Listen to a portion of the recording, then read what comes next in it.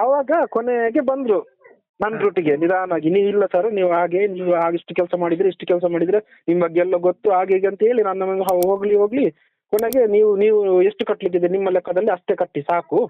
ಆಮೇಲೆ ಹೇಳುದು ನನ್ನ ಇಡೀ ಜೀವಮಾನದಲ್ಲಿ ನಾನು ಇಷ್ಟು ಟೈಮ್ ಇದ್ರು ನಾನು ಎಲ್ಲಿ ಈ ತರ ಮರ್ಯಾದೆ ಸಿಗ್ಲಿಲ್ಲ ನಮ್ದು ಯಾರು, ಅದಕ್ಕೆ ನೀವೇ ಮಾಡ್ಕೊಂಡಿದ್ದಂದೆ ನಾನು ಕೊನೆಗೆ. ಯೋಜನೆ ಒಳಗಡೆನೆ ಯೋಜನೆಯವರನ್ನೇ ಲೂಟಿ ಹೊಡಿತಾ ಇದ್ದಾರೆ ಅವರು. ಲೂಟಿ ಹೊಡಿತಿದ್ದಾರೆ. ಮತ್ತೆ ಜನರನ್ನು ಲೂಟಿ ಹೊಡೆದು ಬಿಡ್ತಾರೆ ಇವರು.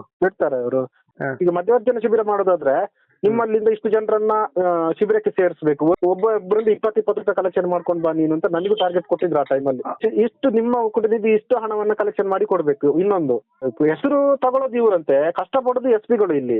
ಕೊನೆಗೆ ಇದ್ರ ಲೆಕ್ಕ ಕೊಡಿ ಅಂದ್ರೆ ಕೊಡ್ಲೇ ಇಲ್ಲ ಸರ್ ಕೊನೆವರೆಗೂ. ಮೇಲೆ ನಾವು ತಿನ್ನೋದು ಮತ್ತೆ ಎಸ್ಪಿಗಳಿಗೇನು ಜಾಸ್ತಿ ಏನು ಸಿಗೋದಿಲ್ಲ, ಜಾಸ್ತಿ ಏನೇನು ಸಿಗೋದಿಲ್ಲ ನಮಗೆ, ಲೆಕ್ಕನೇ ಸಿಗೋದಿಲ್ಲ ಅಂತ ಬೇರೆ ಸಿಗೋದು. ದೇವರನ್ನ ಮಂಜುನಾಥನನ್ನ ಎದುರಿಟ್ಕೊಂಡೇ ಇವ್ರು ಮಾಡ್ತಿರೋದು, ಬೇರೆ ಇವ್ರದ್ದು ಸ್ವಂತ ಇದ್ರಲ್ಲಿ ಬೇರೆ ಹೆಸರಲ್ಲಿ ಮಾಡ್ಲಿಕ್ಕೆ ಆಗುದಿಲ್ಲ.